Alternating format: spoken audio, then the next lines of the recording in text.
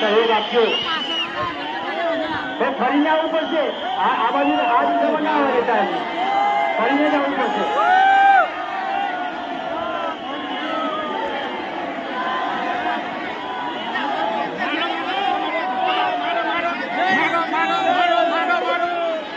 હવે પછી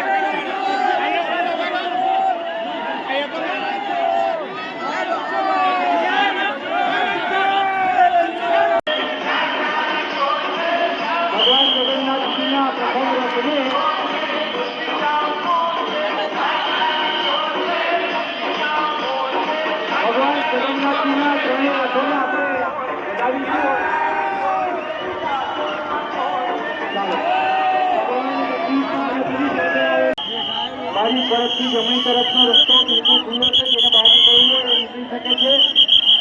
બહાર નીકળવા માટેનો માર્ગ કઈ જગ્યાએ મળે છે એ જોઈ અને તરફ તમે નીકળી શકો છો.